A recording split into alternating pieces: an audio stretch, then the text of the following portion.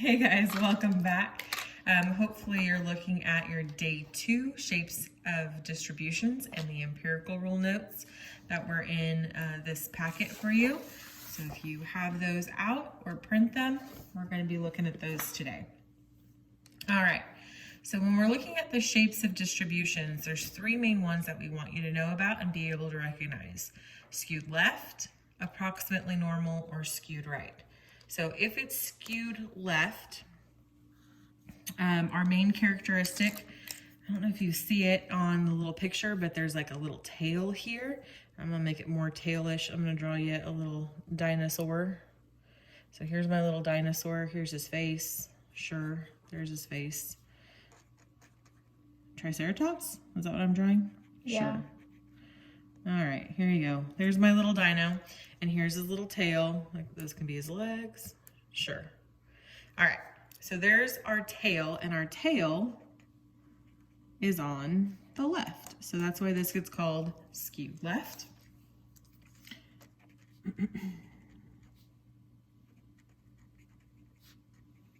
What that does mathematically is basically when you go through and you graph your data,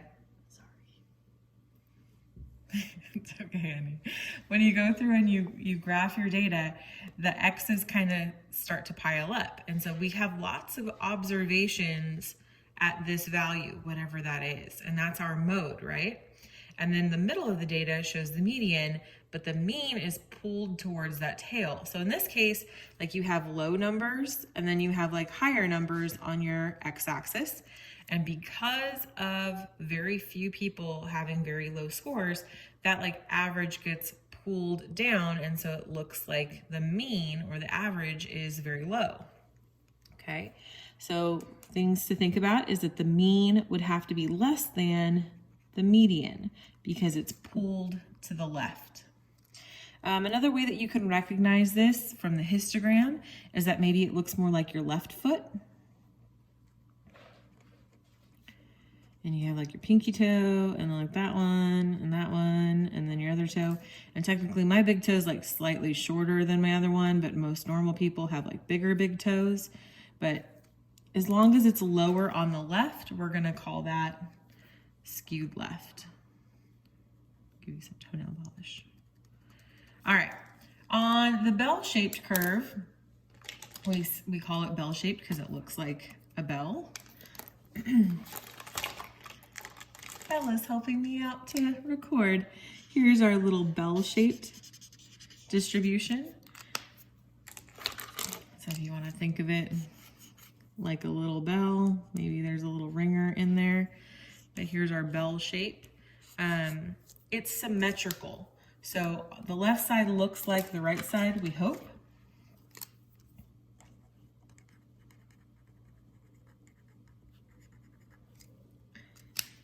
And what that means for us, if it's approximately normal,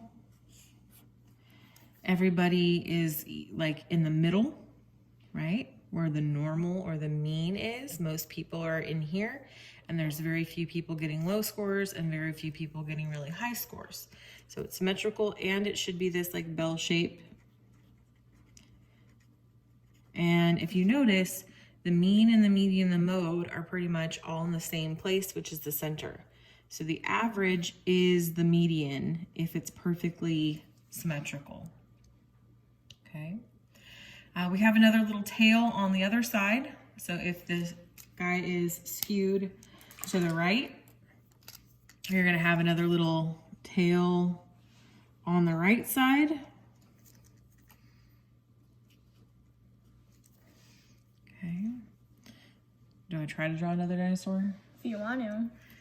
Sure, why not? Here, I'll put his head up here. Here's my little dinosaur. You can have like short little arms. There you go. I don't know where his other legs went. Okay, but here's my other little dinosaur. His tail is on the right. Sad little arms. And overall, that's what our right skewed distribution looks like.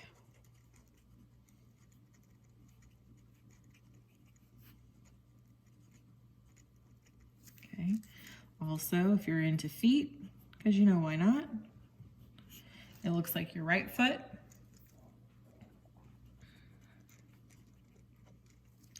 And here again, there's very few people with very high scores. And most of the people have like lower scores. But because those people are throwing off our average or our mean is being pulled towards that high score. So in this case, the mean is actually higher than the median. So I'm going to put a little greater than symbol there. Okay. We're going to go ahead and graph one of our histograms to kind of see where this data falls. So on the following table, we have different what they call class sizes or little bin widths over here that tell us about our x-axis. And the thing that we've measured on this problem is the price of a GPS system. I guess GPS means global positioning system, so I don't need to say system twice. But you have that global positioning system, like navigators, Google Maps and such. We used to have to pay for those.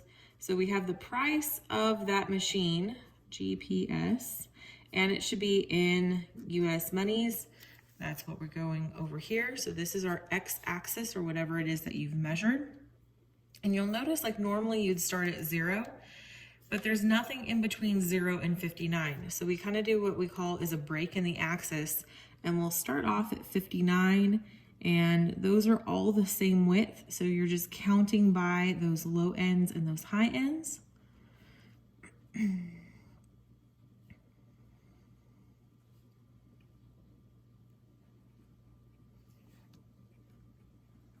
Okay, so we had to go like, you start off at 59 and then from 115, and then I just knew to count by those numbers, and hopefully they're all spaced out evenly. At least they should be when we give you that data. The frequency, the height of the bars, is going to go on our y-axis. So how many GPS costs between $59 and $115 is going to be on our y-axis. So go ahead and label that frequency, or you can put number of GPS, because that's what's going to go up there. And for that one, you know, it only goes up to 8 as the highest, and so we're going to count by ones on that axis. So that one does start at 0. You cannot do a break in your vertical axis, because that's what you're trying to show people is like how many. And so if you do a break in the vertical axis, it kind of defeats the purpose, because you want to have them recognize the height of the bar. So this first one for 59, it goes all the way up to 7. So we're going to do a bar up to 7, and it goes in between those, because you're saying between 59 and 115. So that one goes all the way up to 7. The next one goes up to 8. So there's more in that price range. Okay, and then there's 7 in the price range between 171 to 227. And then there's 6 between the price of $227 and $283. There's 3 in the price range from 283 to 393. There's none in the price range between 393 and 395, so we're just going to skip that one. And then there's one super expensive one that costs between $395 and $451. So here we have that distribution graphed, and so it tells us like most of our GPS systems should cost around $150. Like if you go and you try to buy something and it costs more than that, you're paying too much, right? So go out and buy, hopefully you're like, can I get the cheap one? But overall, this tells us the trend in what the overall prices of those machines cost. And so if we're looking at describing it, like which one does it match up most to? Well, because most of the data is low and we have very few that are high, like that's where we're getting our tail from. So this again would show like this is lower. So since it's lower on the right side, this is going to be a skewed right distribution.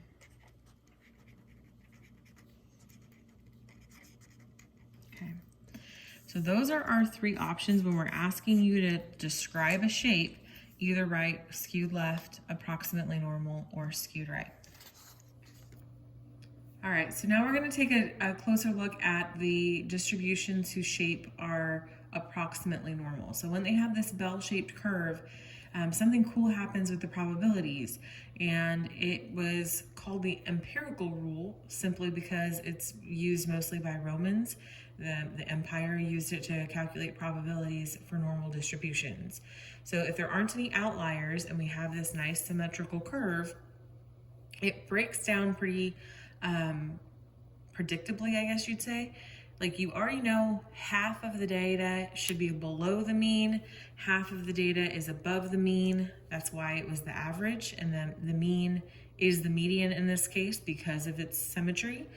Well, in addition to that, we know that the entire curve, like all of the probabilities have to be present, so they have to add up to 100% total. But within that one standard deviation, if we count M forward by one standard deviation, each side is going to be 34%. So within one standard deviation, we end up with 68% of all of our data. That's kind of like our IQR when we're going to be looking at interquartile ranges when we have 50% is in the middle. Right now we have 68% should be within one standard deviation of the mean. So again, this is like what's normal. That's what this little statement says. The next part of it tells you that within two standard deviations, you should have 95% of the data. So if we do 95%, take away 68%, and then divide that in half, we get the next little chunks.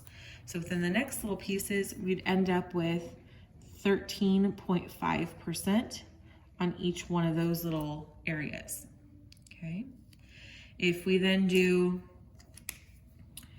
the next chunk is supposed to be a total of 99.7% of the data.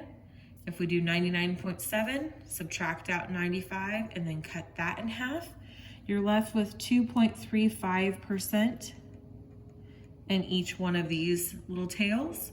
And then 100% take away 99.7, and then divide that by 2. We're left over with only 0.15% out here on the ends, more than 3 standard deviations away or less than 3 standard deviations away. We start to get really unusual data. So most of our observations should be within 2 standard deviations. Further than that, and you're like, these numbers are really higher than normal, and these numbers are much lower than normal or what we would expect. So it's like super weird data, totally normal data. Okay, so these statements talk about, within certain amounts of standard deviations, the mean plus or minus one of those standard deviations is 68%, 95% is within 2 standard deviations, 3 standard deviations from the mean, either forwards or backwards. That's what the within is telling you, like that confidence interval. If you take stats next year, you'll learn about confidence intervals. That gives us the 99.7. And then of course, like the total, everything has to add up to 100%. If you go through and add all those little pieces together, you get 100%. And if you just add up this half, it should be 50, and that half is also 50. So now it allows us to answer some questions about what percent of adults score within a certain amount.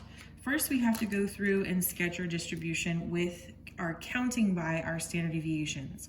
So it tells us our mean IQ score is 100. So because that's our mean, we're gonna put that in the middle. And then we're supposed to count by a standard deviation of 15s. So if we go through and then look at our spread,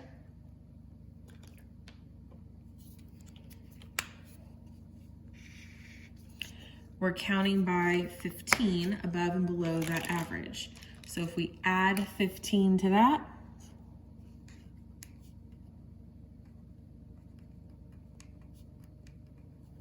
okay, we end up with above average would be 115. And then that plus 15 would be 130. Plus 15 would be 145. If we go back to 100 and we subtract 15, we would have an IQ score of 85. Subtract 15 and we're at 70. Subtract 15 and we're at 55. Okay.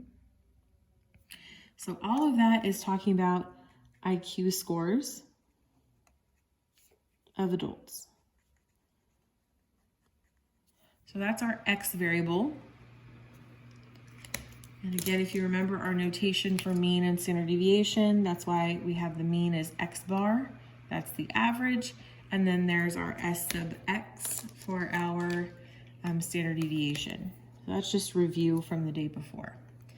Okay, what's new for today are these breakdowns of our percents. So when they're asking you to put the breakdowns, we want to copy those breakdowns that we have above.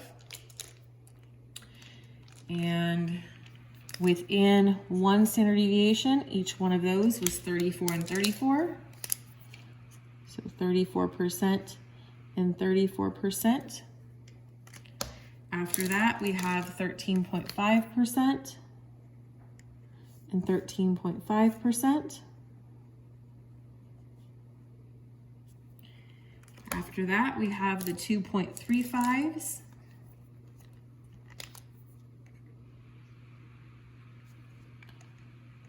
And then the ones with the least amount of probability is 0.15% and 0.15%.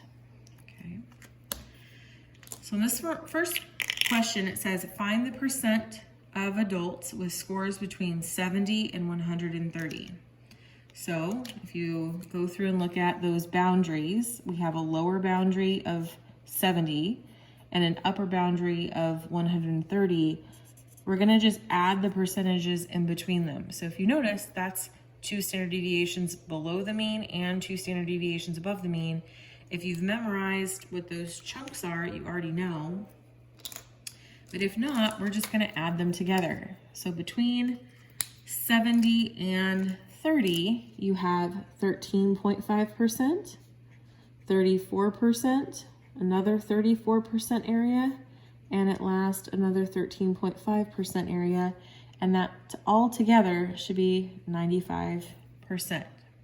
Okay. If we go between the areas of 55 and 85, find those on our curve. 55 is right there, and 85 is pretty close together. Like to get from 55 to 85, you just have 2 little chunks to add. You would add the 2.35% and the 13.5%. So we're just adding together like all the little pieces of the percentages to get from the lower bound to the upper bound. And that would be just 16%. Okay. If they have a score of 130 or higher, again, find where 130 is on your chart. If they want to say or higher, that means that they're going to go off the graph and be like super genius. So we would add together the 2 pieces that are in that area. So 2.35% plus 0.15% is only 2.5% probability. So super common to be 95%, possible, kind of improbable. You're looking at really, really smart people. The next part says that you want to find in a sample of 500 adults, how many of them would you expect to have an IQ less than 70%? So this is a 2-parter. They want to know the number of people, not the percent of people like they did in the last question. So first we're going to have to find the percent of less than 70. So if you find that 70 on our curve, less than 70 also would be the 0.15% and the 2.35%. So if they said what percentage of people, we would answer 2.5%. But because they said in a sample of 500, how many? Well, now we have to say what is 2.5% of 500 people. So we're going to basically multiply by that 500. And if you remember how we got our percentages when we were doing probability, this is the same as, like you can move the decimal over 2 spaces. So it's the same as 0.025 multiplied by your 500. If that conversion is difficult for you, remember percent means per 100. So you can go 2.5 divided by 100 and multiply by 500. But you're multiplying basically your percent times your sample size, or your n times p, to figure out how many people would be in that group. So 0.25, that's our 2.5%, times 500 comes out to be 12.5. And we were looking at a group of adults. So we would expect about 13 adults, between 12 and 13 adults, to have that low of an IQ if we sampled a really large group of 500 people. All right, they're telling us the percent breakdown. 95% of students are between 1.1 meters tall and 1.7 meters tall. So we have to remember, like, this is normally distributed, sketch and look at the breakdowns. Well, they didn't tell me the mean yet, but they did tell me 95% are between those two values. Well, 95% is special to us. If we go back to that empirical rule, our empirical rule dealt with 68%, 95%, and then 99.7%. 68% is within the 1 standard deviation. So that's like 34% here and 34% there, okay? That's within 1 standard deviation. Within 2 standard deviations, then we should have the other 95%. So if we're looking at that breakdown, then they're telling you that within 2 standard deviations below, you would have 1.1 meters, and 2 standard deviations above, you'd have 1.7 meters. So that statement, or this sentence right here, is telling you information about your chart, okay? From that, like, we should already know all of the little percent breakdowns. And these are all in percentages.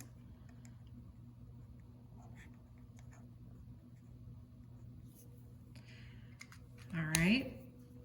So if you fill in the percent breakdowns, we're not done because we don't know the rest of the scale. We're trying to figure out like the height of our students.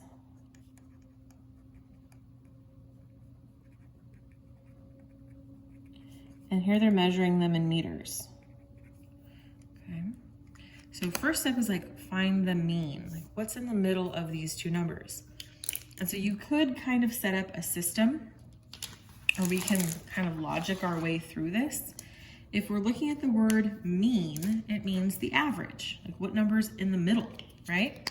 So if we're looking for the middle number of these two numbers and they're equally spaced, the easiest way is just to add those two numbers together and divide by 2.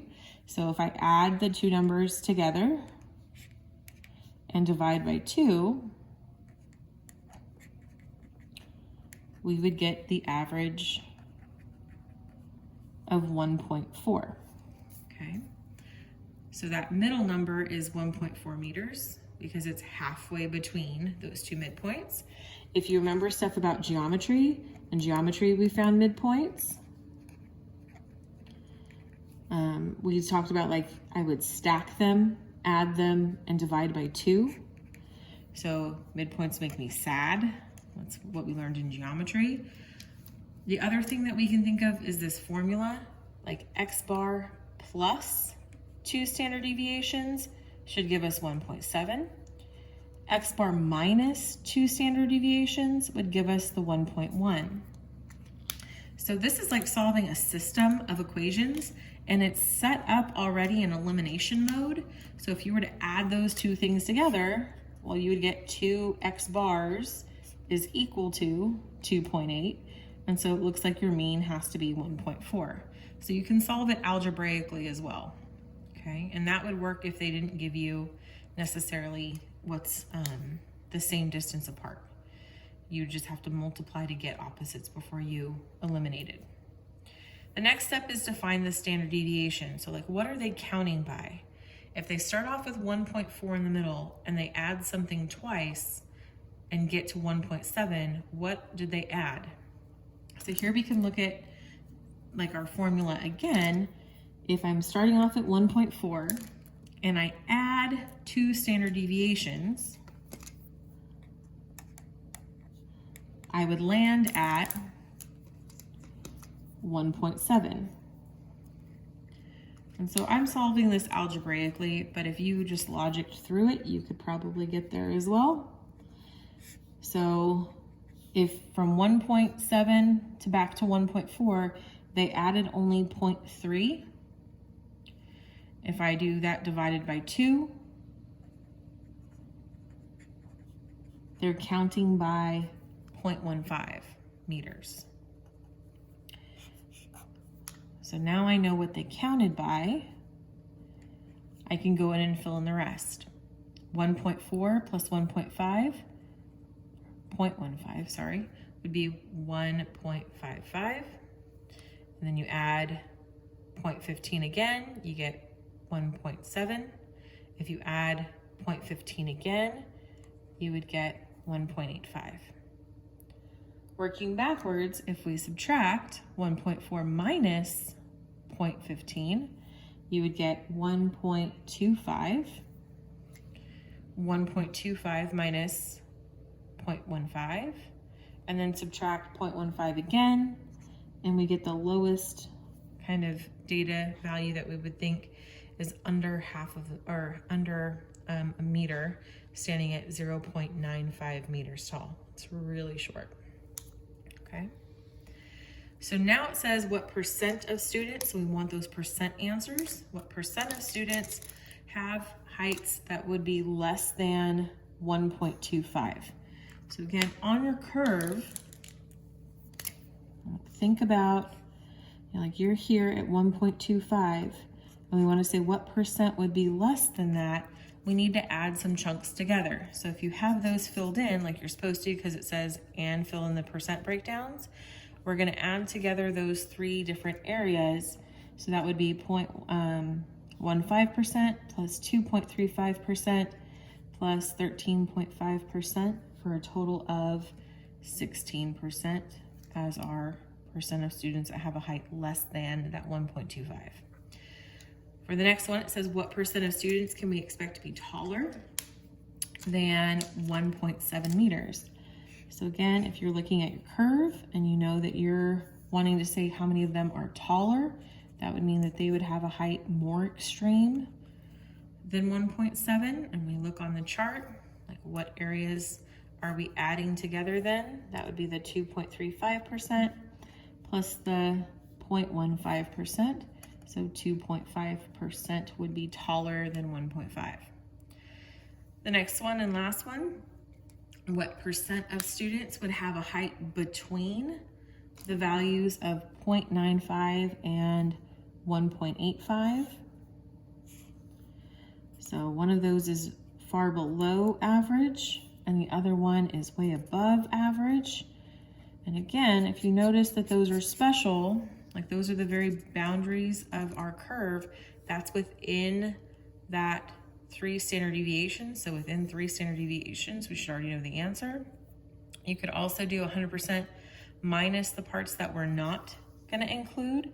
So like out in these tails, you only have the 0.15% that's not being included. So in here, like 100% take away 0.3%, what's left over is that 99.7%. Or of course, you could go through and add all the ones that you do have like shaded in together, and it would be the same exact answer. Okay, and then if they told me a sample size, I would just multiply that by that percent. So either way, you can use the complement rule, or you can add the probabilities together as well. Alrighty, thanks guys. If you like this video, like, subscribe, and do your homework. And if you have any questions, put them in the comments below.